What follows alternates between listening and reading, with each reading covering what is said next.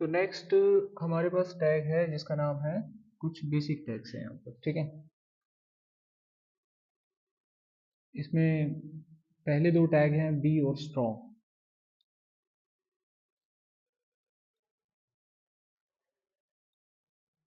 तो हम फोल्डर बना लेते हैं एक, यहाँ पर वीएस कोड को कनेक्ट कर लो आप।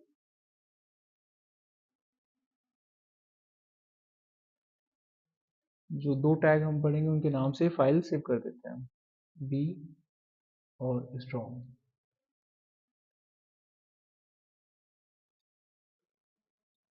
एचटीएमएल फाइल बनाने के लिए शॉर्टकट होता है एक्सक्लेमेशन और आपको एंटर करना है। स्क्रीन पे डाटा को रैप करेंगे, ऑल्ट जेड। जो पेज आपका चल रहा है इसको साइड पे रन करेंगे।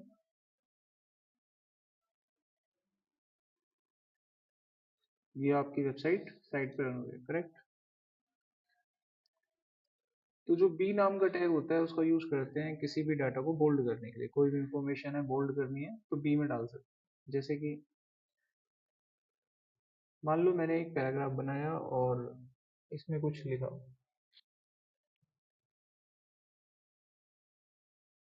अब इस इंफॉर्मेशन में कुछ डाटा मुझे बोल्ड करना है, something like this information I want to make it bold. तो मैं इसको कट कर लेता हूँ। यहाँ पर एक टैग यूज करा मैंने बी नाम का, और वो इंफॉर्मेशन मैंने यहाँ पे पेस्ट कर दी। तो आप देखेंगे कि वो इंफॉर्मेशन बोल्ड हो गई है। तो डाटा को बोल्ड करने का एक और टैग होता है जिसका नाम होता है स्ट्रॉन्ग। तो जो डाटा कट किया था मैं यहाँ डाल देता हूँ, तो वो डाटा भी बोल्ड हो गया। तो दो टैग हैं आपके पास बोल्ड करने के लिए, बी और स्ट्रॉन्ग।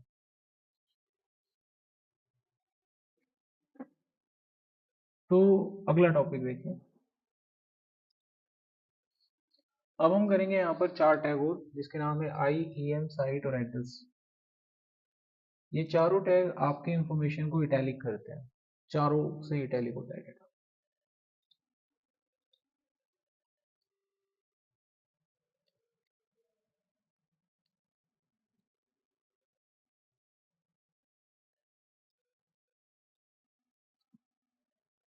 तो अगेन हमने साइट को क्रिएट कर लिया यहाँ पर, ठीक है। अब एक एक करके कुछ लाइनें लिखेंगे और उसको इटैलिक करके देखेंगे। तो मैं यहाँ पर जो भी लिखना चाहता हूँ, हम चाहते हैं कि वो इटैलिक आए, तो आई नाम का टैग लिया और इसमें हमने डाल दिया। तो देखिए वो डाटा इटैलिक हो गया। नेक्स्ट देखो, ईएम नाम का टैग लिया, वो भी इटैलिक हो गया।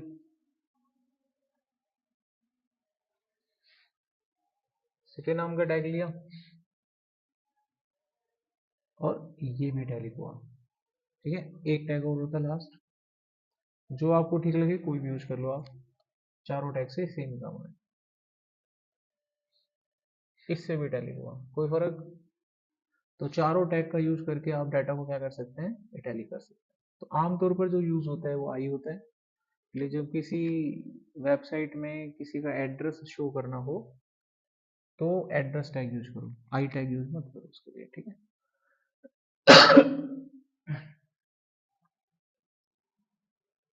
नेक्स्ट यहाँ पर आता है अंडरलाइन करने के लिए। इसके लिए भी दो टैग है हमारे पास।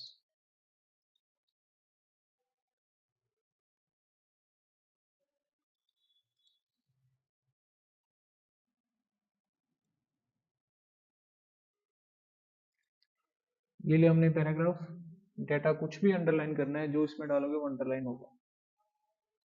मैंने यहाँ पे लिखा इंट्रोडक्शन, अंडरलाइन हो गया। और भी कुछ लिखोगे तो भाई साहब वो अंडरलाइन हो जाएगा। एक और टैग होता है जिससे डाटा को अंडरलाइन किया जाता है, INS। आप इसमें कुछ लिख दीजिए वो भी अंडरलाइन हो जाता है। तो अंडरलाइन करने के लिए भी दो टैग है आपके पास। नेक्स्ट आता है डिलीट।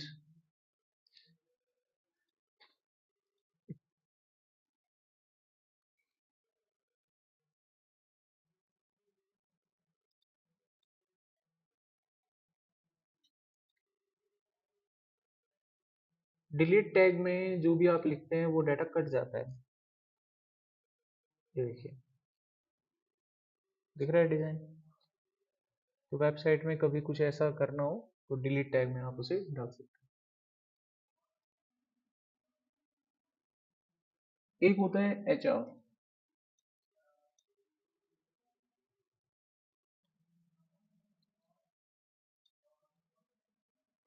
HR टैग का यूज किया जाता है जब आप कोई चीज लिखते हैं और उसके नीचे लाइन ड्रॉ करते हैं तो वहां यूज होता है। कल को आपको रिज्यूम बनाना पड़ेगा तो ऊपर टाइटल लिखते हैं रिज्यूम, और इसके नीचे अब एक लाइन ड्रॉ करनी होती है, HR। देखा ना, लाइन ड्रॉ। नेक्स्ट है आपका सेंटर।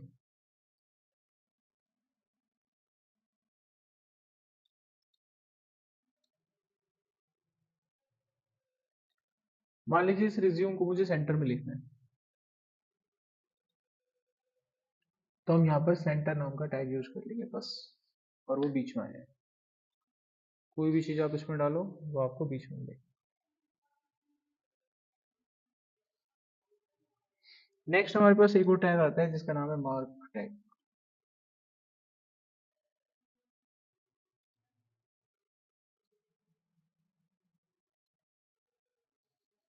ये जो मार्क नाम का टैग होता है इसका यूज करते हैं डेटा को हाईलाइट करने के लिए।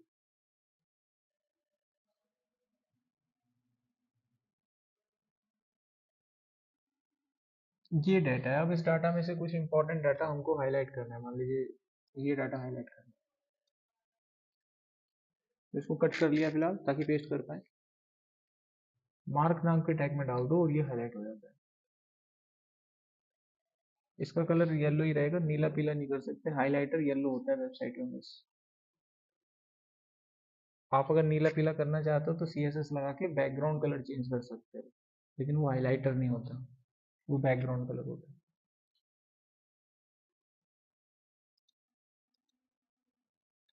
अब हम बात करते हैं फोन टैग की। इसका यूज करते हैं वेबसाइट में जो फॉन्ट आप यूज करते हैं उसका साइज, कलर या फॉन्ट चेंज करने के लिए।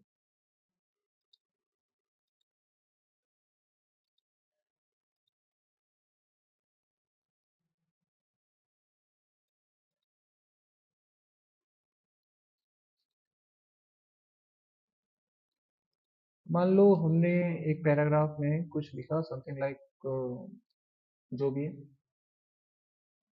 अब हम इसका फॉन्ट चेंज करना चाहते हैं, फॉन्ट यानी नाम, फॉन्ट।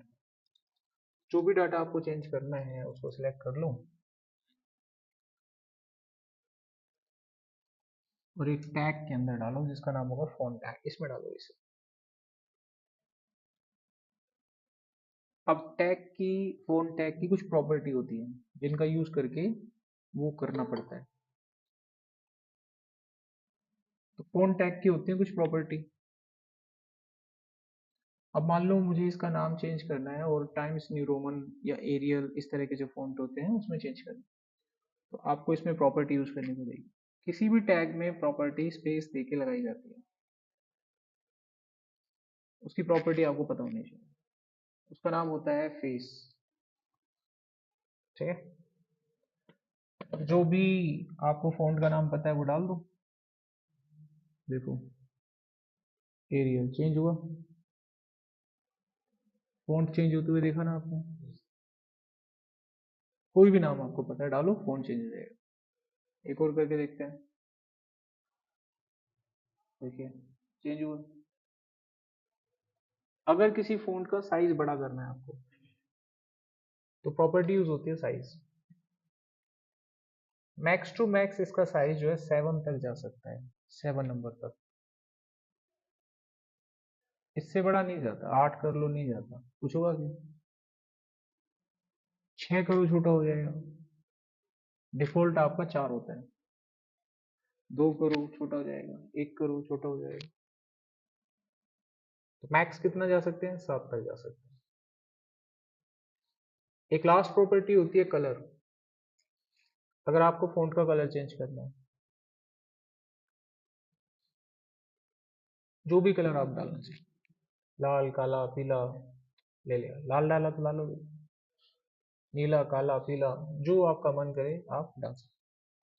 तो ये थी आपकी फॉन्ट प्रॉपर्टी जो हमने यहाँ पर देखी। अब आ जाते हैं अपने नेक्स्ट टॉपिक पे, कुछ और टैग्स की बात करते हैं यहाँ पर।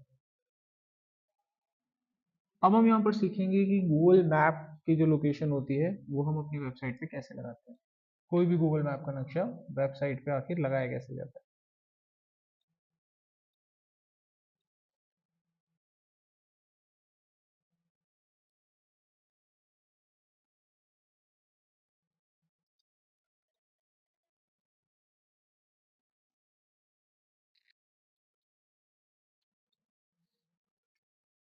तो मुझे यहाँ पर आपको बताना है गूगल मैप का नक्शा कैसे आता है।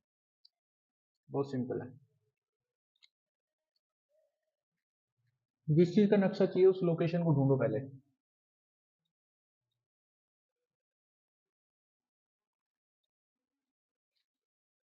मान लो मैं यहाँ पे लिखता हूँ SCL info system, वो लोकेशन लेके आए मेरे को कहीं,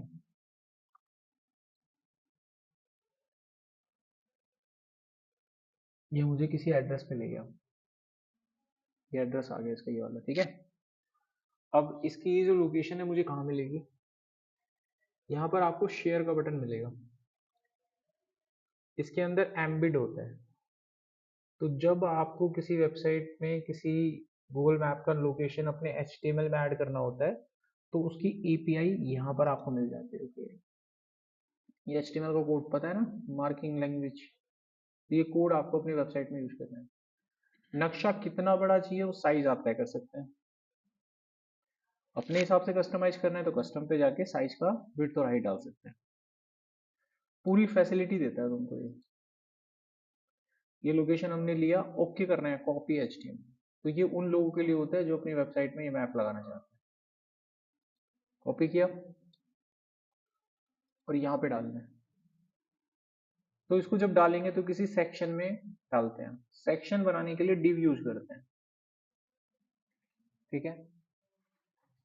सेक्शन बनाने के लिए हम लोग डिव का इस्तेमाल करते हैं। डिव एक तरह से कंटेनर का काम करता है जिसमें आप अपने एलिमेंट्स डालते हैं। ये सेक्शंस बनाता है, लेआउट बनाता है वेबसाइट का। अगर आप कोई वेबसाइट बनाते हैं तो उसमें सेक्शन होते हैं, जैसे कि हेडर होता है, फुटर होता है, नेविगेशन बार होता है, एडवर्टाइजमेंट के सेक्शंस होते हैं। तो डिव बनते हैं उतने ही। एक हेडर के लिए डिव बनाऊंगा जिसमें हेडर का सामान डाला जाएगा, एक नेविगेशन बार के लिए मैं डिव बनाऊंगा वेबसाइट में जिसमें नेविगेशन बार का डाटा डाला जाएगा। समझ रहे हो बात मेरा। तो डिव एक तरह से सेक्शंस क्रिएट करता है आपकी वेबसाइट में कि किस सेक्शन में क्या आपको डालना है। कुछ भी इसमें डाल के कुछ होता थोड़ी ना है, आप इसमें डालोगे तो कोई आपको वेबसाइट में डिजाइन मिलता है, कुछ नहीं होता। It's like a container, it's like a container, got it. कोई भी वेबसाइट होती है हमेशा ऐसे ही बनती है। किसी भी वेबसाइट का सबसे पहले लेआउट बनता है, और लेआउट बनाने के लिए जो भी उसके इंग्रेडिएंट्स होते हैं, लेआउट, कोई भी वेबसाइट का सबसे पहले लेआउट बनता है। लेआउट में होते हैं कंपोनेंट, हर वेबसाइट में कंपोनेंट होते हैं और हर एक कंपोनेंट डिव के अंदर डाल के बनाया जाता है। और आपको उस कंपोनेंट में कौन कौन से इंग्रेडिएंट्स चाहिए, क्या क्या सामान आपको लगाना है, वो वहां पे लिखा जाता है। तो मुझे गूगल मैप लगाना था, मैंने आप लोगों को यहाँ पर समझाया है कि डिव एक सेक्शन का काम करता है। जब भी कोई वेबसाइट बनती है तो वेबसाइट के जो लेआउट होते हैं वो डिव में बनाए जाते हैं। कोई भी वेबसाइट कंपोनेंट से मिलकर बनती है और हर एक कंपोनेंट डिव में डाल के बनाया जाता है। बिना डिव में डाल के कंपोनेंट बनता ही नहीं है, क्योंकि किसी भी एक कंपोनेंट में एक चीज नहीं होती, बहुत सारी चीज होती हैं। जैसे किसी वेबसाइट में कोई आर्टिकल लिखना है तो उस आर्टिकल में एक हेडिंग होगी, एक छोटा सा डब्बा होगा, बॉक्स होगा, बॉर्डर होगा, उसमें कुछ लिखा हुआ होगा, उसमें एक छोटा लिंक हो सकता है, सी मोर का बटन हो सकता है। तो ये 6-7 चीजें जो आपने देखी है, HTML के जितने भी टैग हैं, इनको किसी एक जगह डाल के ही तो बनाओगे, ताकि भविष्य में कभी वो डाटा वेबसाइट के राइट से लेफ्ट में, लेफ्ट से राइट में या किसी जगह मूव करना पड़ गया तो क्या एक एक एलिमेंट को मूव करोगे, पूरे डिव को उठा के मूव कर देंगे ना, वो सारा डाटा ही वहां पे मूव हो जाएगा।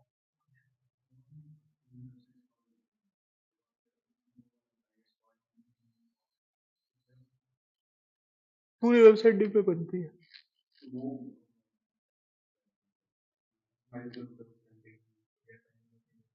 स्क्रॉल करना अलग चीज होती है। वेबसाइट में कोई डाटा आपने राइट साइड में बना दिया है, क्लाइंट कह रहा है कि राइट में नहीं चाहिए, अब इसको लेफ्ट में कर दो या इस जगह मूव कर दो, मैं उसकी बात कर रहा हूँ। क्लियर? मैं उस चीज की बात कर रहा हूँ। मैं कह रहा हूँ पूरी वेबसाइट में जो भी आप डिजाइन करते हो ना, कुछ भी डिजाइन करते हो, वो डिव में होता है, बिना डिव के नहीं होता कभी भी।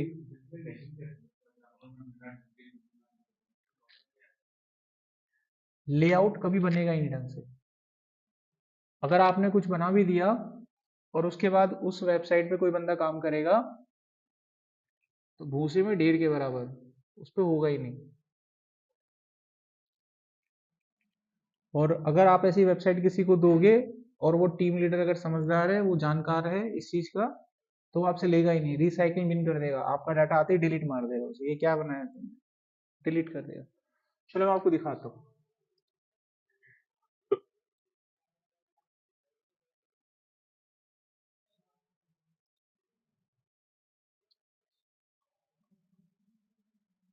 एक साइट खोलते हैं ऐसी नॉर्मली।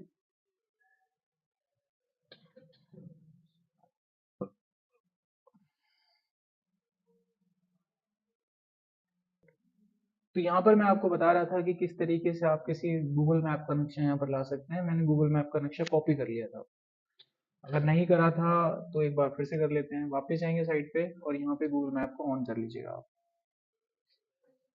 गूगल मैप, जो भी लोकेशन आपको ढूंढनी है लोकेशन डालो। तो हम यहाँ पर डाल देते हैं जू दिल्ली, तो ये इसकी लोकेशन आ जाएगी जो भी चाहिए। नेशनल जियोलॉजिकल पार्क, इस पर क्लिक किया। इसके बाद यहाँ से हम शेयर बटन पे क्लिक करेंगे। एम्बेड मैप पे जाना है, यहाँ पर HTML का कोड होगा, कॉपी कर दीजिए। साइज आपके ऊपर है, आप कुछ भी कर लीजिए। इसका जो भी कोड होगा इसमें कोई चेंजेस नहीं करने, कभी वहाँ कोड में जाके इसमें चेंजेस बदलाव करना चालू करो। ये API है, कुछ गड़बड़ हो गया तो नक्शा आना दूर, फिर नहीं आएगा नक्शा, मैप गड़बड़ा जाएगा। आपको जाना है अपनी वेबसाइट पे और डिव सेक्शन बना के पेस्ट कर देना है इसको। जैसे आप पेस्ट करोगे आपका नक्शा चालू है। इसके अंदर सिर्फ हाइट विड्थ छेड़ सकते हो और कुछ मत छेड़। अब राइट साइड को रन करते हैं बगल में, और ये आ गया नक्शा दिल्ली चिड़ियाघर का। अब इसका जो भी साइज आपको दिख रहा है अपने ओरिजिनल साइज पे देखिए, ये साइज है। छोटा बड़ा करना है वो कॉल आपकी है। इसकी विड्थ को 400 कर दिया मैंने, तो 400 हो गया। हाइट को हमने 250 किया तो 250 हो गया। इसको डिव में डालने से मुझे क्या फायदा, हाँ बोलो।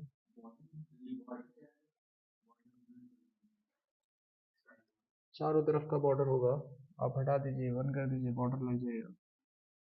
मैंने कहा इसमें जो भी कुछ आ रहा है इसके साथ छेड़छाड़ नहीं करनी है, वो अपनी तरफ से ला के दे रहा है, वो हमने जो कोड नहीं बनाया उसकी हमारे पास कोई इंफॉर्मेशन भी नहीं होती है। हमारे पास अपनी इंफॉर्मेशन होती है, हमेशा ध्यान रखना है ये बात, कभी भी कोई काम करते हो। कोई API आपको देता है तो API में छेड़छाड़ नहीं करते हैं। आप उसमें अपनी तरफ से कुछ कस्टम करना चाहते हो, दैट इज योर कॉल। छेड़छाड़ तभी करते हैं जब आप उस चीज के इंजीनियर होते हैं। मुझे मच स्टार्ट किया है, क्या लगता है हम कर पाएंगे? गड़बड़ हो जाएगा। बात समझ रहे हो? कब कर सकते हो आप?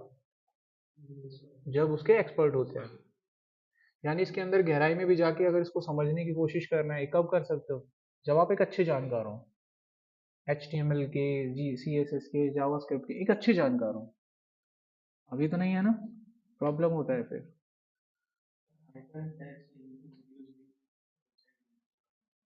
आइकन, हाँ कर सकते हैं। आई फ्रेम टैग का यूज किया जा सकता है वेबसाइट में कोई भी एक डॉक्यूमेंटेशन ओपन करने के लिए। ठीक है, मल्टीपल वेब पेज को ओपन करने के लिए आई फ्रेम होता है। हाँ, वो आई फ्रेम के बिना भी चल जाता है ना, तो फिर उसको चलाने के लिए जैसे ही आप वहां से कॉपी करके लाएंगे वो आपको बना हुआ टैग देता है, अपनी तरफ से देता है, आई फ्रेम ही देता है वो आपको। इसको हम लोगों ने नहीं बनाया है। क्या ये टैग हमने बनाया? उसने आपको दिया बस, उसने दिया आपको कोड, आप उस कोड को कॉपी करके यहाँ पे यूज कर रहे हैं बस। कई जो नक्शा चल रहा है क्या हमने बनाया सैटेलाइट से, क्या हमने कोई कांटेक्ट किया हो तो बताओ, किसी से हमने सांठगांठ करी हो, गूगल से करी हो? हमने उसमें उनका कोड लिया है, तो कोड लेके वेबसाइट में डाला है, दैट्स फिनिश, और कुछ नहीं किया, आपका कोड चल गया। अब डिब में डालने से हमें क्या फायदा हुआ कि अगर कल को ये वेबसाइट का जो डाटा है इसको मुझे राइट साइड करना है, तो इसके पास एक प्रॉपर्टी होती है अलाइन। तो मैंने सेंटर करा कि सेंटर में आके देखो, डिब में डालने से पॉसिबल हुआ ना। यही मैं आपको कह रहा था कि लेआउट बन जाता है, उसके बाद उस डेटा को इधर उधर करना आसान हो जाता है। अगर आपके पास किसी चीज का लेआउट है तो उसको इधर उधर करना आसान होता है, क्योंकि मालूम होता है कि ये डाटा कितने एरिया तक है।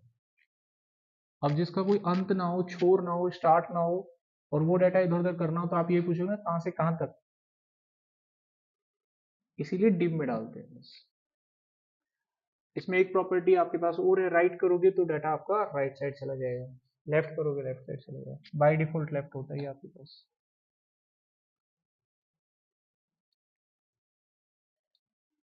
नेक्स्ट आता है यूट्यूब का वीडियो लिंक अपनी वेबसाइट पे कैसे डालें।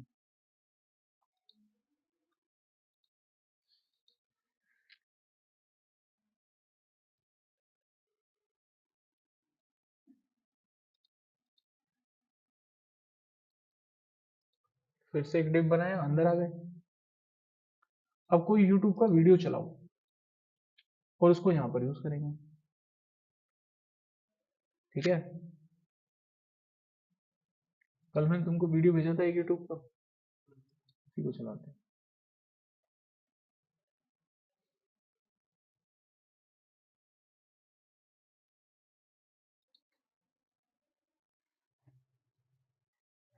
जो भी वीडियो आपको चलानी है उस वीडियो को ऑन करो और शेयर वाले बटन पे जाओ, और इस बटन पे जाके यहाँ पर इसका यूआरएल आपको मिलेगा कॉपी, लेकिन इससे कुछ होगा नहीं। HTML में आपको ऐड करना है तो एम्बेड टैग चाहिए होगा, क्योंकि इसी तरह के जो टैग होते हैं वो HTML में लगते हैं। टैग का साइन दिख रहा है आपको, सिंटेक्स, तो ये इशारा करता है कि अच्छा अगर आप इस वेबसाइट को HTML में लगाना चाहते हो तो ये क्लिक करो। अब आपको ये HTML का कोड बना के देगा, देखो दे दिया। तो यहाँ पर भी आई फ्रेम हमने नहीं बनाया, वो अपने आप दे रहा है आपको। आप इस पूरे कोड को कॉपी कर लो। कॉपी करने के बाद अब हम इस वीडियो को अपने पेज पे यहाँ कनेक्ट कर देंगे, सीधा पेस्ट करना है। पेस्ट करने के बाद विड्थ हाइट है ये आपके पास, ये आपकी कॉल है, आपको कैसा करना है। अब वेबसाइट को हम रन कर देंगे, और देखिए वो वीडियो चालू हो गया, चल रहा है। आप क्लिक करेंगे तो चलेगा, अभी बीच में लाके छोड़ेंगे तो आवाज भी आएगा, चल रहा है। तो ऐसे आप किसी भी वेबसाइट में किसी भी यूट्यूब का वीडियो लगा सकते हैं। अब इसकी कुछ प्रिकॉशंस भी सुन लीजिए। सभी वीडियो चलेगा ऐसा सच नहीं है, ऐसा ट्रू नहीं है। तो मैंने यहाँ पर अपना ही वीडियो ढूंढा, देखा आपने, एक नोटिस किया होता, मैं दूसरा नहीं ढूंढा। कौन रिस्क लेगा, फिर तुम लोगों को समझाओ, बच्चे हो समझोगे नहीं आगे तो फिर रिस्क लोगे।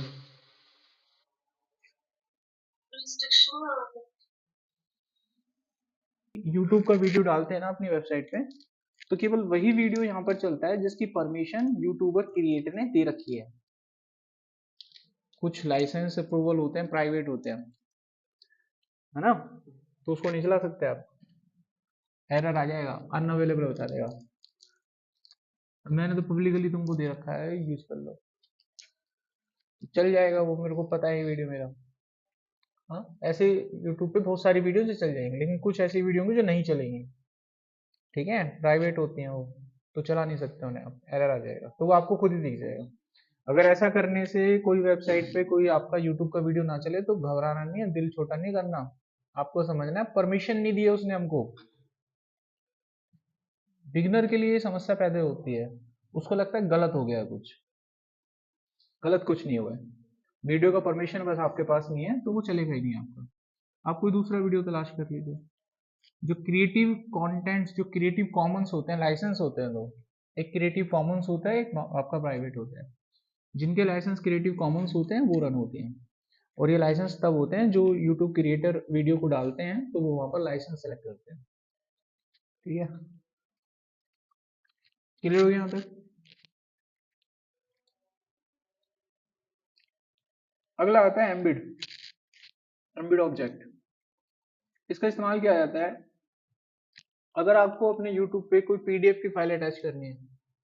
कई बार क्या होता है, यूनिवर्सिटी का रिजल्ट आ गया पीडीएफ फाइल में, अब आपको पूरी की पूरी वेबसाइट जो पीडीएफ फाइल है वो वेबसाइट पे अपलोड करनी है। तो वेबसाइट पे अपलोड करने के लिए आपको पीडीएफ फाइल वेबसाइट में अटैच करना आना चाहिए। अगर अटैच करना आएगा तो खोल लोगे, नहीं तो नहीं खुलेगी। अब उसका तरीका क्या है, सबसे पहले एक पीडीएफ फाइल चाहिए होगी मेरे को, है क्या इसमें कोई?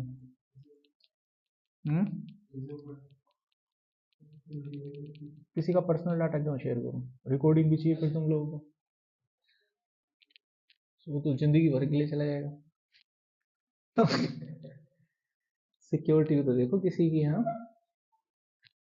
तो हम क्या करते हैं यहाँ पर, बना लेते हैं एक डमी डाटा जल्दी से। Okay, now let's start. मेरे पास एक पीडीएफ फाइल आ चुकी है और इस पीडीएफ फाइल को हम लोग अपने एचटीएमएल पेज पे कनेक्ट करेंगे, ठीक है।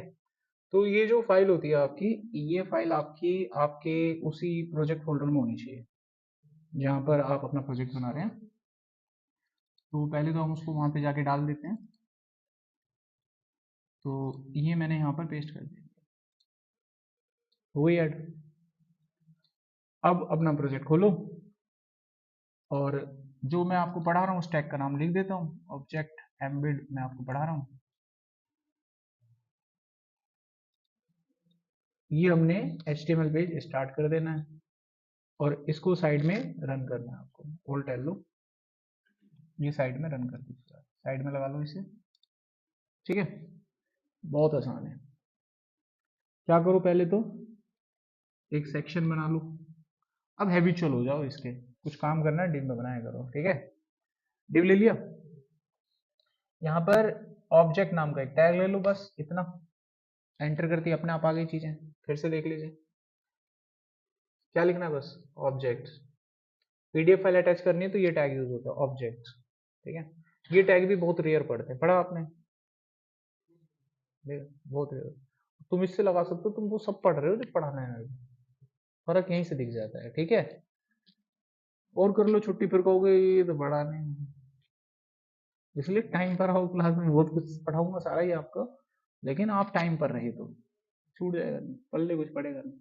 एंटर किया, यहाँ पहुंच गए। अब यहाँ पर आपको जिस तरह की एप्लीकेशन यूज करनी है वो लिख दीजिएगा, जैसे कि एप्लीकेशन फॉर द पीडीएफ, हमें पीडीएफ फाइल चाहिए ना, तो पीडीएफ फाइल का देखो प्लगइन आ जाएगा, यहाँ पे लग गया था प्लगइन अभी। अब हम क्या करते हैं, यहाँ पर उस फाइल का नाम लिखेंगे, जो फाइल है उसका नाम लिखो। क्या नाम है फाइल का? माई पीडीएफ। आपकी फाइल अटैच हो जाएगी। अब हाइट विड्थ दे दो, हाइट और विड्थ दे दो आप। तो हमने इसको विड्थ दे दिया यहाँ पर 400 और हाइट दे दिया हमने यहाँ पर 400, 300, जो भी देना है। तो आपके सामने कंटेंट आ गया। और उसको कितना इमर्जी स्क्रॉल करो अपनी वेबसाइट में, अभी दिखता है आ गया कंटेंट। अब आप इसको जितना भी हाइट विड्थ दो, as you wish, that your call. तो इस तरीके से हम पीडीएफ फाइल को अपनी वेबसाइट में अटैच करते हैं। कहाँ पे? एप्लीकेशन का टाइप है, जो भी एप्लीकेशन आप यूज करते हैं उसका टाइप लिख दो बस, कि हम पीडीएफ फाइल यहाँ पर यूज कर रहे हैं, पीडीएफ एप्लीकेशन पीडीएफ लिखना है, पूरा लिखना है, अपने आप नहीं आएगा।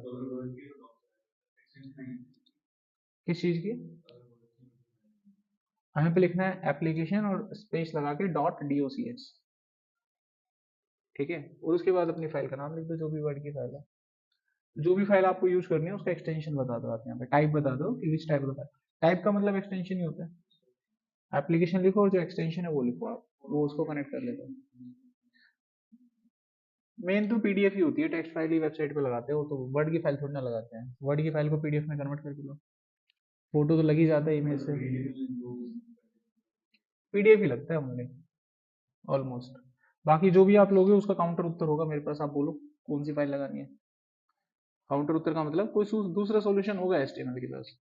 पीडीएफ एक ऐसी फाइल थी जिसको हम एचटीएमएल पे लगाए तो कैसे लगाए, that is a question mark. तो उसके लिए सॉल्यूशन ये आ गया। कोई कहता है फोटो लगानी है मुझे, आईएमजी टैग है हमारे पास। कोई कहता है वीडियो लगानी है तो वीडियो टैग है हमारे पास। कोई कहता है आवाज लगानी है मेरे को, तो ऑडियो टैग है हमारे पास। और कौन सी फाइल रहेगी? नहीं नहीं, वो नहीं, डिजाइनिंग से ये चीजें नहीं होती हैं, कभी भी नहीं होती। ऐसी भावनाएं भी मन में आए तो उनको दाब लेना है, डिजाइनिंग से कभी नहीं होंगी।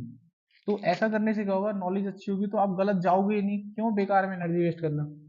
डिजाइनिंग से कभी ऐसी चीजें नहीं होती, ठीक है। ये चीज होती है स्क्रिप्टिंग से, लॉजिक से, बैकएंड से, कोडिंग से। आगे देखो नेक्स्ट। अब आते हैं लिंक। वेबसाइट को लिंक कैसे करते हैं, तो लिंक करने के तरीके देखो। तो लिंक करने के लिए हमारे पास एंकर टैग होता है, एंकर टैग ये लिंक करने का काम करता है। अब यहाँ पर काफी सारे पेजेस हैं, मैं यहाँ पर एक लिंक करूंगा किसी पेज को।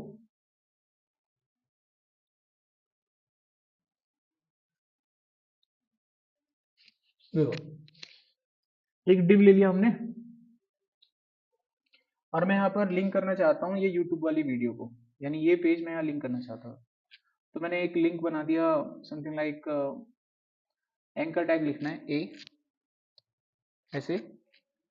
और यहाँ पर जो आप लिखेंगे वो पेज पे आपको एज अ लिंक दिखाई देगा। तो मैंने यहाँ पर लिख दिया वेब ट्यूटोरियल क्लास 1, ये मैंने साइड में ऊपर लिख दिया, दिख रहा है आपको। अब इस पर क्लिक करके वो वीडियो चलना चाहिए, और वो वीडियो मैंने एक पेज में डाला हुआ है आपके सामने। अब इस पे क्लिक करके चलना चाहिए, अभी कुछ नहीं होगा क्योंकि मैंने लिंक दिया नहीं है, एड्रेस नहीं दिया, देखो कुछ नहीं होगा। तो वो एड्रेस यहाँ पर देना पड़ेगा। तो सिंपल है, उसका नाम लिख दीजिए बस, ऐसे हो गया लिंक। जैसे आप क्लिक करोगे पेज चालू आपका। तो अब समझ में आया, जब पेज होते हैं एक दूसरे वो कनेक्ट कैसे होते हैं। छोटा सा कोड, एंकर टैग डाला, पेज का नाम डाला, कनेक्ट हो गया। किसी भी पेज पे आप जा सकते हैं, जिस पे भी आप जाना चाहें।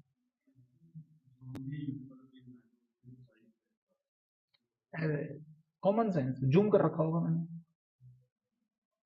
इतना बड़ा तो हो ही नहीं सकता, जूम कर रखा।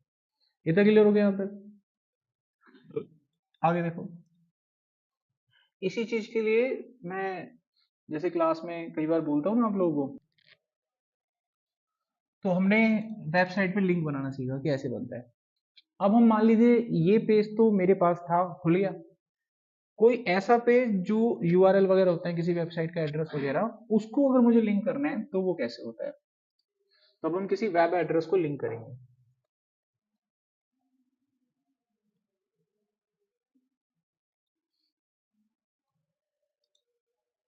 तो ये डाटा है हमारे पास, पेज को साइड में किया रन।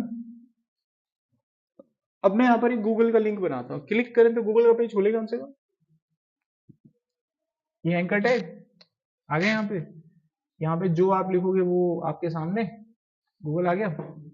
अब जो वेबसाइट गूगल की खोलनी है उसका एड्रेस डाल दो आप, ऐसी तो होता है गूगल का एड्रेस, google.co.in। पता है तो टाइप कर दो, और नहीं पता तो कॉपी करके ले आओ। अब गूगल का तो यार याद ही रहता है सबको।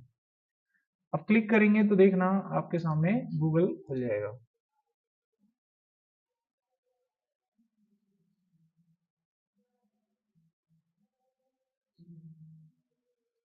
अच्छा, फिर मतलब खुल गया यार, ठीक है। गूगल लिख देते हैं तो गूगल ही खुलेगा। रन किया, नॉट एन इशू, वो तो साइट था, कुछ भी लिखोगे वही खुलेगा। खुल गया हमारे पास साइट। ओके, अब यहाँ से कोई सवाल किसी का, समझ में आ गया बात।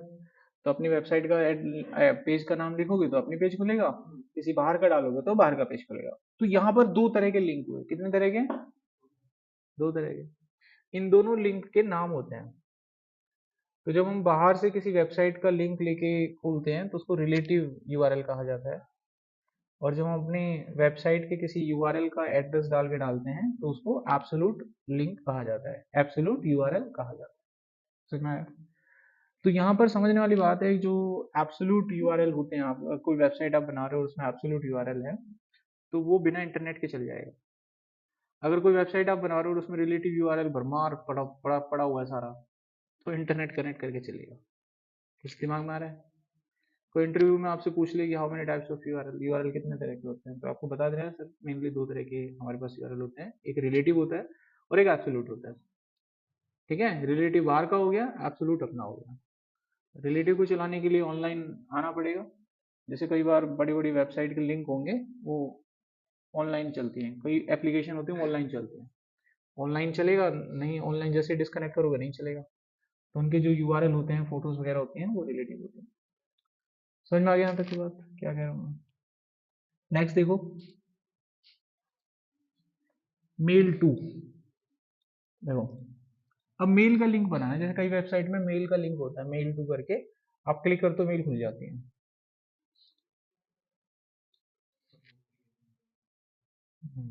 ऐसा ही कुछ। देखो,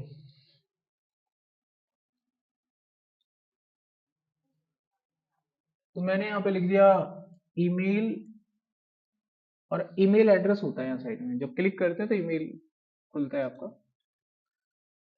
तो यहाँ ईमेल एड्रेस बनाना है मेरे को, तो मैंने एंकर टैग लिखा और यहाँ पर मेल एड्रेस डाल दिया।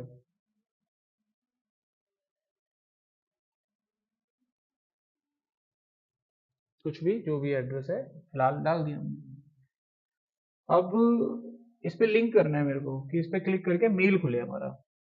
मैंने लिखा मेल टू, और जो मेल जिससे कनेक्ट भी खुलेगा वो चीज, जीमेल डाल देता हूँ। ठीक है, अब ये नॉर्मल लिंक नहीं है, क्लिक करते ही सारी ये अपनी पूरी ताकत लगा देगा मेल तक जाने में। आपका सिस्टम अगर इससे कॉन्फ़िगर होता ना इसी मेल से रियल में, तो खोल के दे देता सीधा तुम्हें। जीमेल का आईडी पासवर्ड कुछ नहीं डालना पड़ता, तो ऐसे खुल जाती है। तो बैकग्राउंड में वो खोल के आपको दे देता है, नीचे खुल गया होगा कहीं ना कहीं, ये देखो यहाँ पे।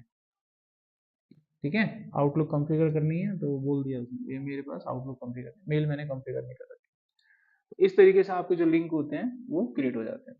अगर आपने अपनी वेबसाइट अपने लैपटॉप में खोला होता और मेरे आपके लैपटॉप में कंपनी का आउटलुक कॉन्फ़िगर होता, तो जाता वहाँ पे, फिर आप कुछ भी टाइप करके उसको भेज सकते थे। तो इस तरीके से आपका जो मेल लिंक होता है वो बन जाता है। कुछ नहीं, इमेज में डाल दो, इमेज लिंक बन जाएगा। इमेज का टैग इसमें डाल दो आप, इमेज का लिंक बन जाएगा, इसके अंदर इमेज लिंक हो जाएगी। ठीक, क्लियर यहाँ तक? इमेज कैसे डालते हैं वो भी देख लो आप, अगर कोई इमेज ही डालना है तो इमेज लानी पड़ेगी कहीं वेबसाइट से। तो एक इमेज हम उठा लेते हैं यहाँ से।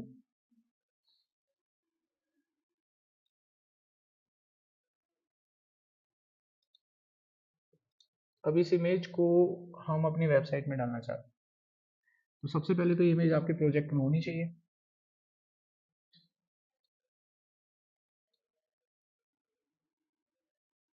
आ जाओ प्रोजेक्ट पे।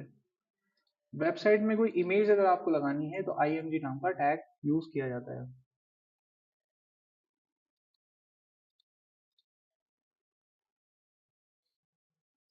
यहाँ पर आ गए। इमेज बेसिकली कितने तरह की होती हैं बताएगा कोई? दो हो गई, तीसरी एक और बताओ। वो तो हो गई ना, दो हो गई, तीसरी? जिप फाइल इमेज थोड़ी ना होती है, जिफ, हाँ जिफ, जिफ, हाँ GIF। तीन तरह की मेन इमेज होती हैं जो हम HTML पे यूज करते हैं, इमेज होती है।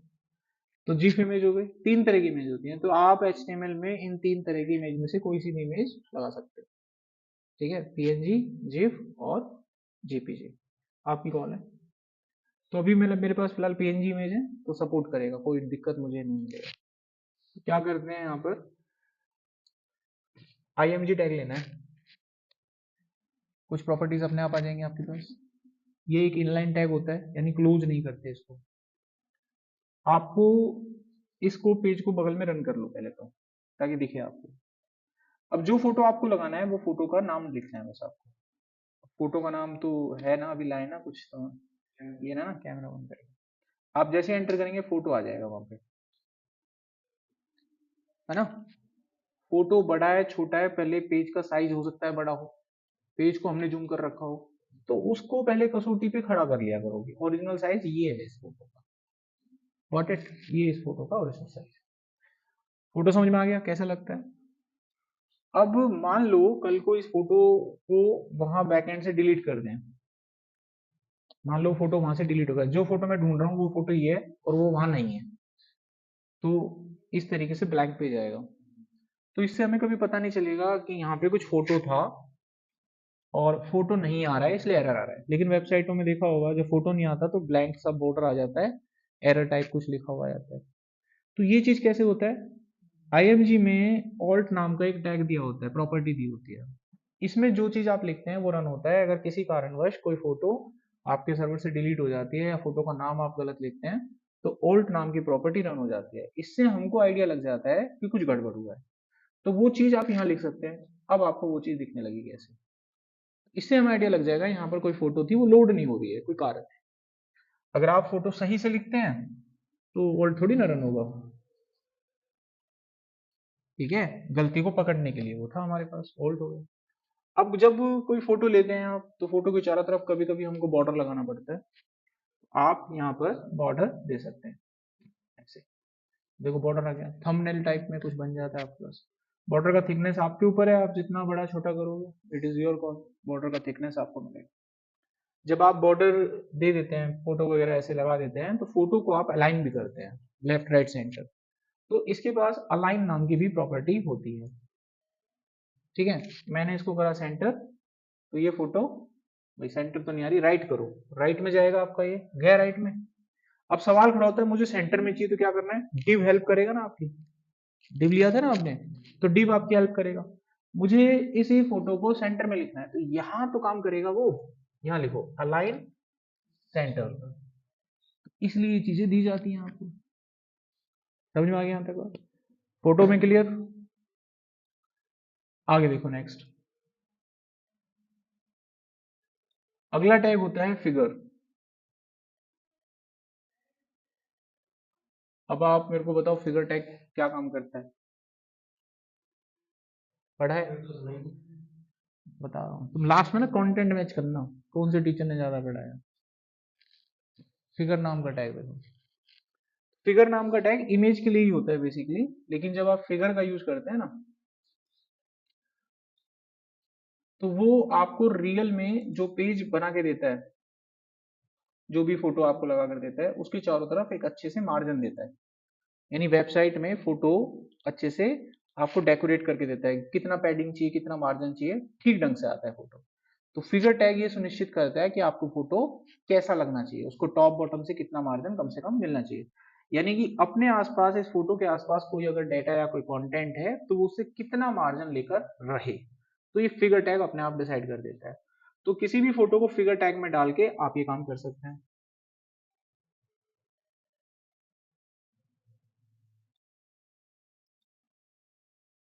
देखो हमने तो कोई मार्जिन नहीं दिया लेकिन उसने ऑटोमेटिक किया। अगर ये आपकी वेबसाइट में किसी भी डाटा के आसपास होता तो अपने आप इतना गैप लेके चुप बैठ जाता, तो इसको हम फिगर टैग बोलते हैं, ठीक है।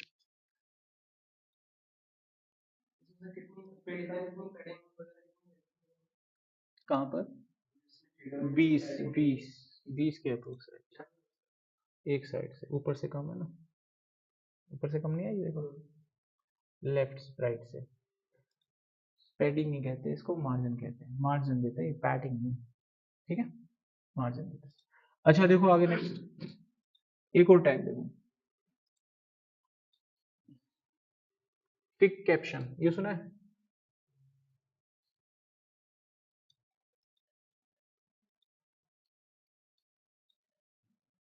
अगला जो टैग है जिसका नाम है फिक कैप्शन, उसका इस्तेमाल किया जाता है जब आप देखते होंगे वेबसाइट में या किताबों में जो इमेजेस होते हैं, तो इमेजेस के नीचे इमेज का नाम होता है ना, कैप्शन मतलब नाम। आप जब कोई फोटो जब कहीं अपलोड करते हो तो कैप्शन नहीं डालते हो, अरे आप लोग यार स्टेटस नहीं डालते हो, कैप्शन नहीं होता, वो कैप्शन ही तो होता है। आपकी इमेज का नाम रील डालते हो दिन दुनिया भर की, उसमें कैप्शन नहीं लिखते हो, आज मैं यहाँ से घूम के आया दिस इज माई कैप्शन लिखते हो ना, today is our beautiful day, फिर लिखते हो कैप्शन। तो कैप्शन वही होता है, इस इमेज का मुझे नाम लिखना है तो उसे कैप्शन बोलते हैं। तो ये कैसे करना है देखो, मैं एक काम करूंगा, यहाँ पर फिगर के अंदर डाला जाता है, यहाँ मैंने लिखा फिग कैप्शन और यहाँ मैंने लिखा फिगर, देखो आ रहा है नाम, फिगर का नाम यहाँ लिखा मैंने ऐसे, इस तरीके से डालने के लिए बनाया जाता है वेबसाइट में, और बिल्कुल अच्छे से आता है। देखो एकदम अपने आप मार्जिन लेके देखो, बिल्कुल वहीं पे आ रहा है जहां पर फोटो आपका स्टार्ट हो रहा है। और आपकी वेबसाइट में इस फोटो को मैं कहीं भी पटक दूं, कैप्शन उसी के साथ आराम से जाएगा। देखो अगर मैं यहाँ पर अलाइन कर दूं यहाँ पे सेंटर, तो टेंशन नहीं है, अभी सब कुछ सेंटर में होगा बिल्कुल परफेक्टली। राइट करोगे तो राइट साइड भाग जाएगा, राइट, तो डाटा राइट साइड चला गया आपका। तो इट इज योर कॉल कि आपको कहाँ भेजना है। तो डिफॉल्ट कहाँ रहता है, वो लेफ्ट में रहता है आपके मार्जिन।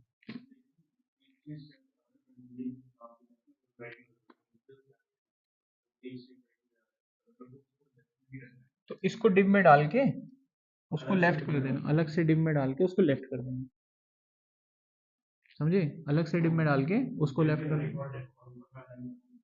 हाँ, तो ले देकर अब आपको जरूरत पड़ी डिप की, आज पड़ी कि नहीं पड़ी। It is layout. लेआउट क्या होता है, किसी चीज को इधर उधर करना। अभी भी आपने डिप की जरूरत वहीं पड़ी, जो आपका सवाल था, इधर उधर ही करने में दिक्कत आ रही थी आपको। We depend upon a dip. इसलिए कहते हैं कि सही दिशा से आप जिस दिन पढ़ना स्टार्ट कर गए, आपको कम मेहनत करना पड़ेगा और ज्यादा से ज्यादा चीजें आपको आ जाएंगी, सही डायरेक्शन। तो डिव का वही यूज होता है जो बताया जा रहा था आपको। डिव से इज पॉसिबल।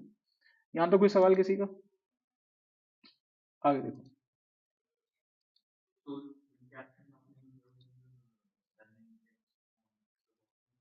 सब कुछ, कुछ भी लगा सकते हो जो मन करे आप। जो टैग पढ़ लिए हैं वो एप्लीकेबल है, कहीं मर्जी लगाओ। एडिशन लगाने पड़ेंगे, खुद से नहीं होता है। वो टैग लगा के आप जो मर्जी चाहें वो। फिग ने जो अपनी ताकत थी वो दिखा दी, बाकी कुछ अपने आप से कस्टमाइज करना है, दैट इज योर कॉल, आप लगाओ और यूज करो। इधर क्लियर हो गया।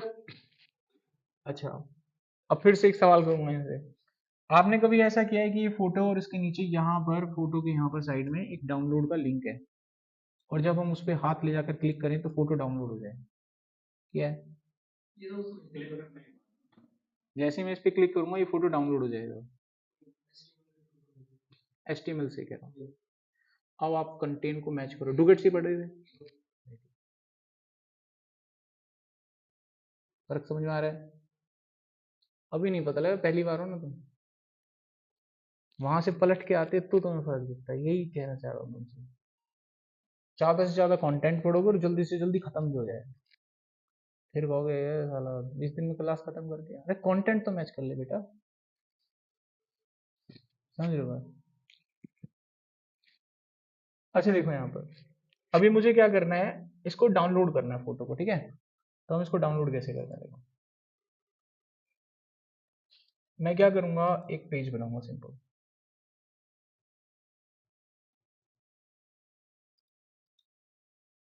ये नॉर्मली शुरू से बनाते हैं। एक डिव लिया, इसमें इमेज लिया, इमेज मैंने ये कैमरे वाला डाल दिया, पेज को साइड में रन कर लिया, दिस इज एन इमेज। अब मुझे दो तरीके से मैं आपको बता सकता हूँ, चॉइस आपको दूंगा, एक बनाऊंगा। या तो मैं यहाँ पर एक बटन बना दूं, उस पर क्लिक करूं, फोटो डाउनलोड हो।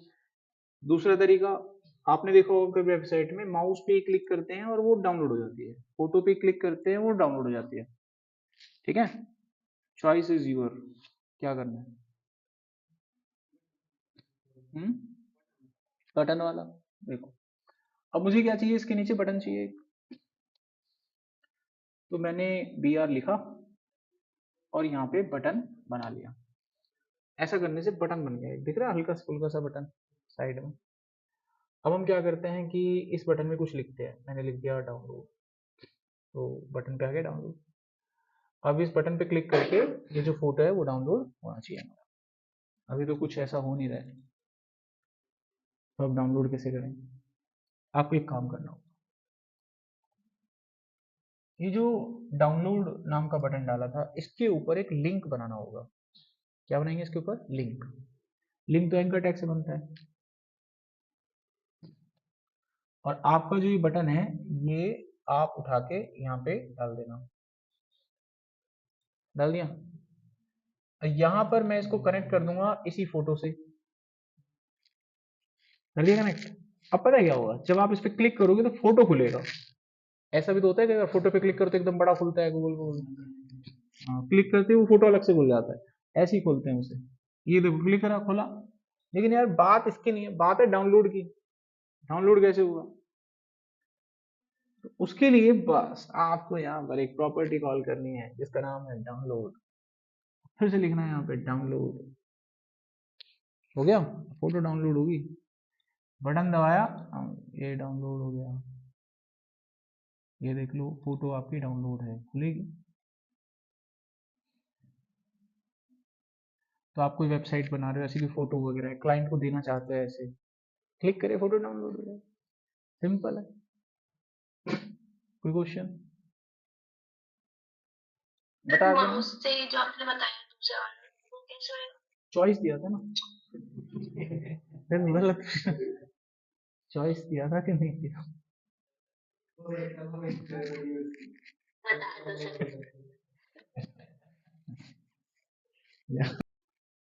तो मैं वीडियो वेबसाइट पे चलाऊंगा, तो उसके लिए कोई वीडियो देखते हैं, कोई पड़ा हो,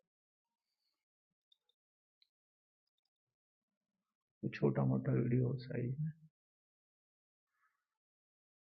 तो 10 मिनट का एक वीडियो ये है, क्या है देखते हैं।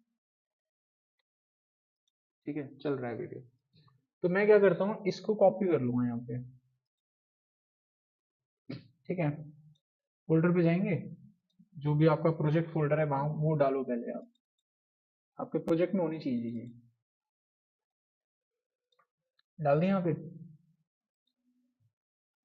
आज एक दिन में इतनी सारी चीजें पड़ी हैं,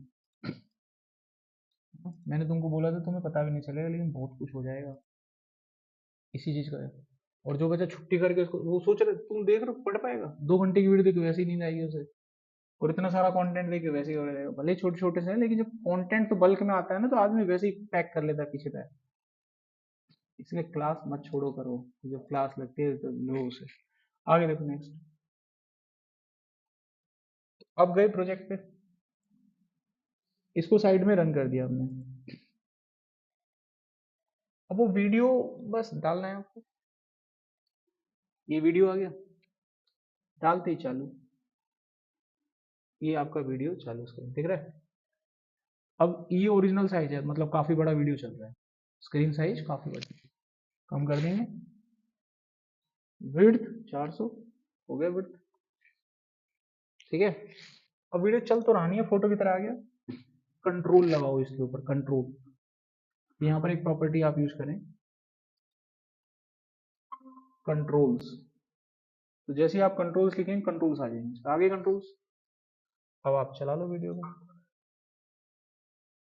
चल गया वीडियो। जो भी चलाना है you can easily draw this. इसी तरीके से आपके पास ऑडियो भी होता है। आपको वेबसाइट है और उस वेबसाइट में आपको केवल ऑडियो प्ले करना है, ऑडियो बनानी है। आप क्या करो, ऑडियो नाम का टैग यूज कर सकते हो। अब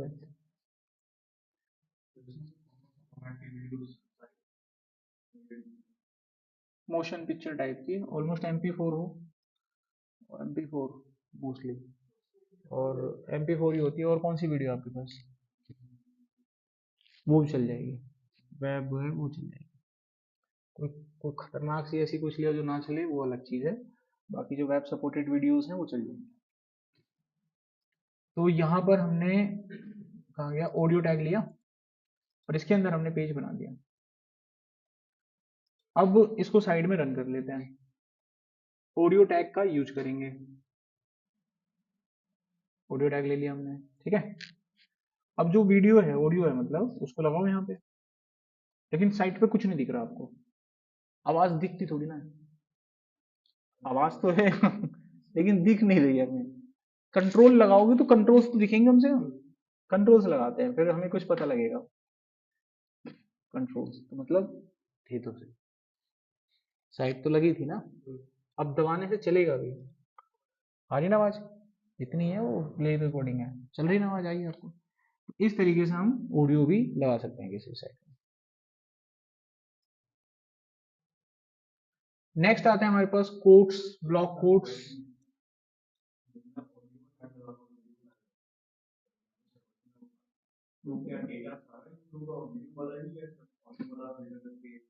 ऑडियो वाला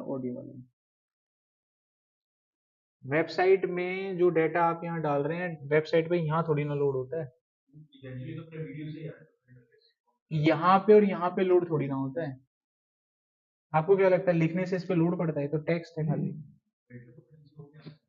वो डेटा आपने जहाँ डाल रखा है वहां लोड हो रहा है। ये वीडियो वाली जो फाइल है मैंने अपने प्रोजेक्ट में डाल रखी है, उसका साइज वहां लोड है, इसका मेरे यहाँ से और यहाँ से कोई लोड नहीं है।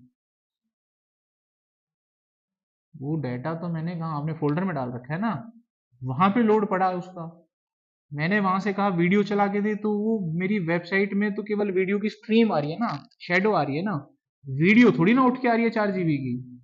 मेरे ब्राउजर में 4 GB का वीडियो थोड़ी ना आ रहा है जो ब्राउजर का साइज 4 GB होगा। डेटा तो मेरे सर्वर में है ना, वहां से स्ट्रीम आ रही है। आप जब इंटरनेट से कोई डाटा डाउनलोड करते हो, ब्राउजर थोड़ी ना भारी हो जाता है, ब्राउजर का साइज थोड़ी ना बढ़ता है 4 GB की फाइल डाउनलोड करते हो। वो ब्राउजर एक इंटरमीडिएटर है बस, वो वहां से डाटा लेता है और आपके कंप्यूटर में सेव करता रहता है। कोई वीडियो जब आप चलाते हो, कितनी भी भयंकर से भयंकर वीडियो होती है, तो आपके लैपटॉप में थोड़ी ना साइज बढ़ता है। चला लो आप वीडियो, आपके लैपटॉप में साइज बढ़ भी जाएगा। यूट्यूब चलाओ चाहे गाने सुनो, है ना। इसके लिए गहरी समझ चाहिए, धीरे धीरे समय के साथ आएगी, जैसे जैसे आप इस लाइन में आगे चलते जाइए। क्लियर हो गया पॉइंट यहाँ तक? ओके, ऑडियो क्लियर हो गया, वीडियो क्लियर हो गया। अभी हमारे पास अगला यहाँ पर पॉइंट आता है, कुछ पढ़ा रहा था मैं, कोट्स क्या होते हैं देखो।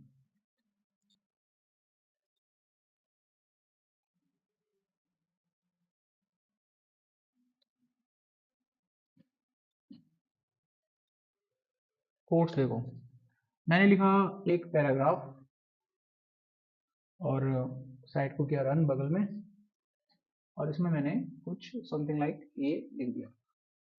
अब इसमें कुछ इंपॉर्टेंट चीज हैं जिनको मैं कोट्स करना चाहता हूँ, कोट्स। तो इसमें से मान लीजिए ये डेटा मुझे कोट करना है, इसको मैं क्यू नाम के टैग में डाल दूंगा बस। अब वो डेटा कोट हो गया होगा, देखो ध्यान से, ये दिख रहा है, कोट हो गया। तो वेबसाइट में कोट करने के लिए आपके पास क्यू नाम का टैग होता है, अगर कभी ऐसा कुछ करना हो। एक और टैग है आपके पास जिसका नाम है ब्लॉक कोट।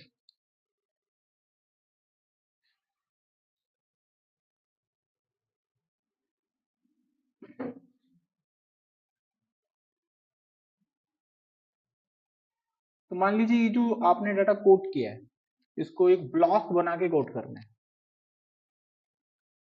ब्लॉक बना के कोट, ब्लॉक बना के कोट को ऐसे समझो, अब आप हनुमान चालीसा पढ़िए, हनुमान चालीसा में जो दोहा लिखा होता है वो ब्लॉक कोट होता है। डंडा नहीं, बीच में नहीं लिखा होता, सरलार्थ नीचे, तो वो जो बीच में होता है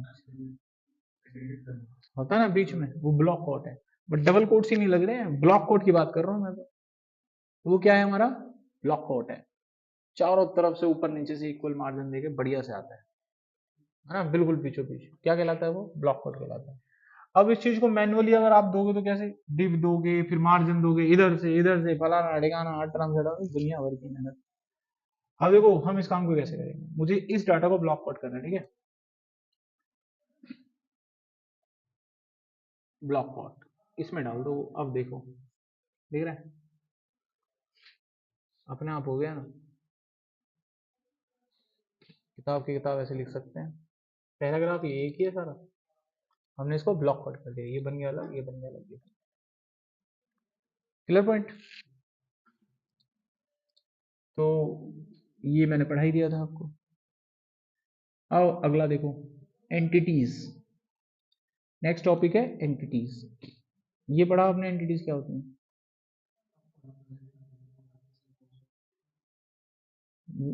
यार बताओ मेरे को एंटिटीज क्या होती हैं जरा, पढ़ने के बाद तो बोल दोगे क्या होती है एंटिटीज। चलो मैं बोलता हूँ, उससे आपको पता लगे। पड़ा इमोजी लगाइए वेबसाइट पे, वेबसाइट पे कैसे लगाते थे?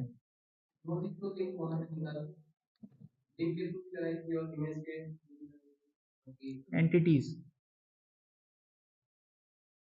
नहीं पढ़ी, चलो देखो, एक्चुअली क्या है ना कि देखो, तो एंटिटीज देखो कैसे लगती हैं।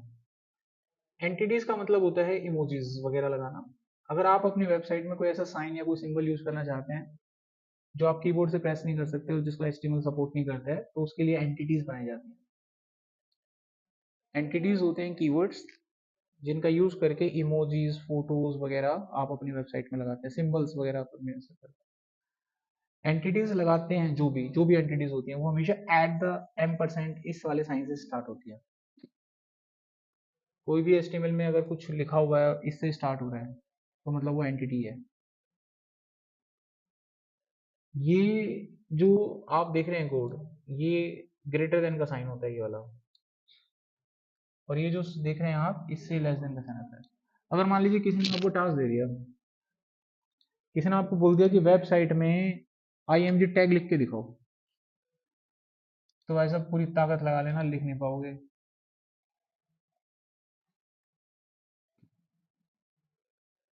अब जैसे हम इस साइट पे गए,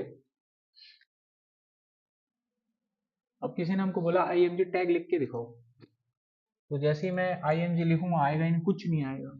मेरे को तो ये छापना था ना, छपा गया, आएगा ही नहीं। क्यों नहीं आएगा? वो इसको टैग मान के बैठ गया। मेरे को तो मैसेज प्रिंट करना था, वो भी टैग नहीं हो पाएगा।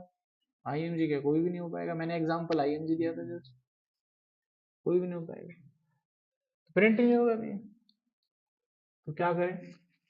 वो टैग के चक्कर में दिक्कत आ रही है। IMG तो प्रिंट होता है, दिक्कत थोड़ी ना है। IMG को थोड़ी ना दिक्कत है। दिक्कत किसको? टैग को। टैग लिखने से तो वो HTML टैग बन जाता है। तो इसका सॉल्यूशन उन्होंने एंटिटीज में कन्वर्ट करके दिया। तो HTML ने हमको एंटिटी सिखा दी। भैया कभी जरूरत हो ना तो रूप बदल के जाओ, तुम सीधे सीधे मत जाओ, भेस बदल के जाओ, ताकि HTML तुम्हें पहचान ना पाए। HTML का जो कंपाइलर है, जो इंटरप्रेटर है, वो टैग जानता है ना। तुम रूप बदल के जाओ, तो भेजूंगा यही, लेकिन अलग तरीके से। क्या बोलते हैं इसको? लेस देन बोलते हैं। M% लेस देन, हाँ। ये देखो, गया ना रूप बदल के। वैसे भेजता तो पहचान लेता HTML उसको, अरे तू तो मेरा भाई है, आजा। तू कैसे पास हो रहा है, तू तो फोटो लाने वाला था। लेकिन ऐसे बदल के इसको मान ही नहीं रहा वो कौन है, बाईपास हो गए। अब बगल वाले में भी भेज दूंगा ऐसे, ये पकड़ा, ग्रेटर, ये देखो भाई साहब। अब बताओ, लिख सकते हैं ना कोई भी टैग HTML का, इसको एंटिटी कहते हैं। अब ऐसी मान लो जब वेबसाइट होती है आपके पास, तो आप वेबसाइट में नीचे कॉपीराइट का ट्रेड लगाते हो।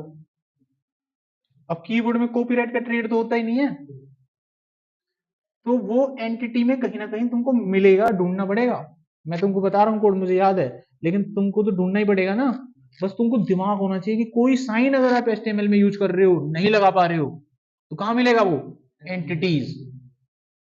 इसीलिए मैं बार बार बोलता हूँ, आप अपनी पूरी एनर्जी सही दिशा में वेस्ट करोगे तो एक ही दफा में जाके ढूंढ के आ जाओगे। लगे रहो। एंटिटीज है ना, पता है ना आपको, टॉपिक एंटिटीज में होता है, जाके ढूंढ लेना। देखो डाल के दिखाते हैं, और उसका कोड शायद यही होता है। देखो आगे, तो जो इंपॉर्टेंट इंपॉर्टेंट ट्रेडमार्क्स होते हैं, या तो डॉक्यूमेंटेशन बना के अपने नोट्स में कहीं ना कहीं ढूंढ लो सबके एंटिटीज, जो मेन मेन काम किए हैं, या याद रख लो, काम आती है वो। ठीक है। अब एक दो इमोजीज भी कई बार रिव्यू में डालनी पड़ते हैं, किसी क्लाइंट का रिव्यू है तो रिव्यू में डालते हैं फोटो बनाने से, और रिव्यू इमोजीज आ जाते हैं, इमोजीज वगैरह डालनी पड़े। अभी आप इमोजी कहते थे, फोटो डाउनलोड करके डालते थे आप, वो इमोजी फोटो में फर्क होता है। आपने तो फोटो का आइकन डाउनलोड करा, पेज में लगा दिया इमोजी का, वो फोटो है, वो तो अलग चीज होती है। Emoji, sign, entities.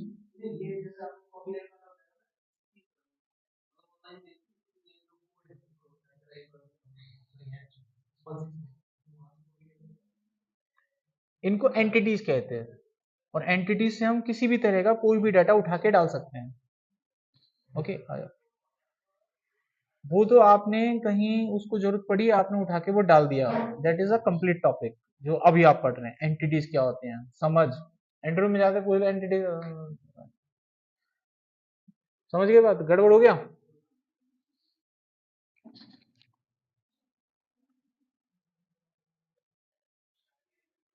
तो जब आपने कहीं देखा होगा तो वो आपको एंटिटीज थोड़ी ना पढ़ा था, वो कॉपीराइट कैसे लगा रहे थे वो बताया था। एंटिटीज अपने आप में मुद्दा है। अभी जैसे आपने पढ़ा कि कोई साइन कोई सिंबल्स होते हैं उनको रिप्रेजेंट करने के लिए एंटिटीज का सहारा लिया जाता है, और एंटिटीज जो होते हैं M% से स्टार्ट होते हैं। दैट इज द नॉलेज हो गया। ये क्या है, अच्छे लग गया यहाँ पे। अब इमोजीज वगैरह लगाने का क्या कोड होता है, एंटिटीज यूज करते हैं। देखो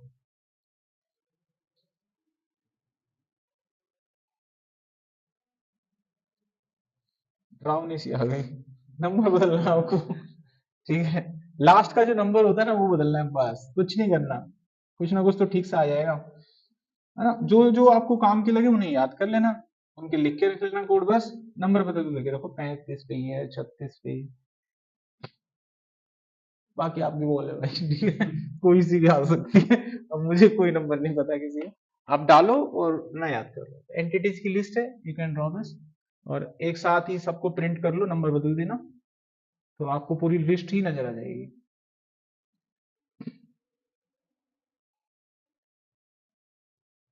झाग से छोड़ दिए, कौन है ये,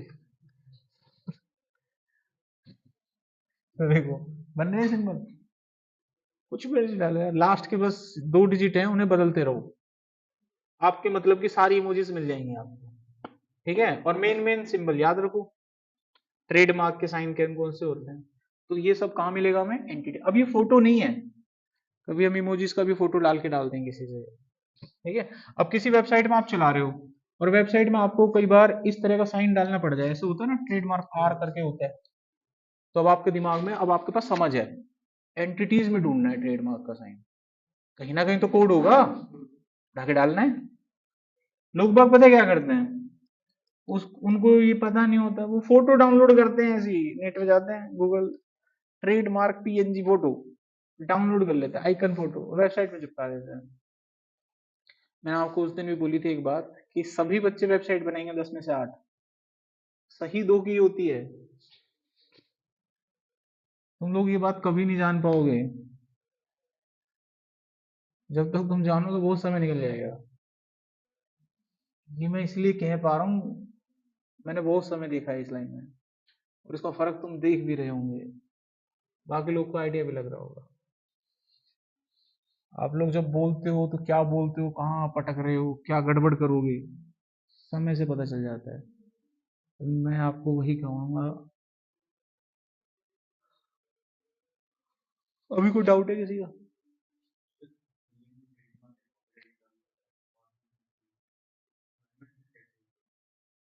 अलाइनमेंट कौन सी,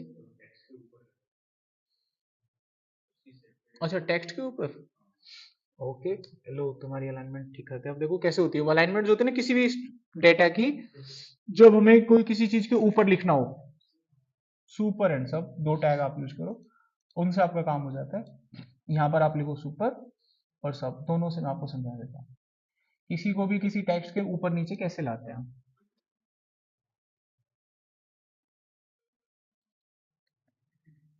तो मैं यहाँ पर लिखता हूँ ए के ऊपर बी, ठीक है, और फिर मैं ए के नीचे भी लिख के दिखाऊंगा आपको। ए लिखा, ऊपर जाने के लिए सुपर, और अभी देखो ऊपर चढ़ जाएगा, चढ़ गया। अच्छा इसी तरीके से नीचे भी लाते हैं, मैं लिखा ए सब, अब बी, सबसे नीचे आता है। इनकी जरूरत कहाँ पड़ती है, इक्वेशंस, मैथमेटिकल कैलकुलेशंस में आपको केमिकल इक्वेशन का फॉर्मूला लगाना है, H2O, H नीचे जाना है सब, 2, और भाई साहब O। आपको मैथ की कोई इक्वेशन लिखनी है, x² + y², तो x super plus pi super, तो मैथमेटिकल कैलकुलेशन ऑपरेट कर सकते हैं। समझ में आया। तो आज की क्लास को हम यहाँ पर ओवर करते हैं।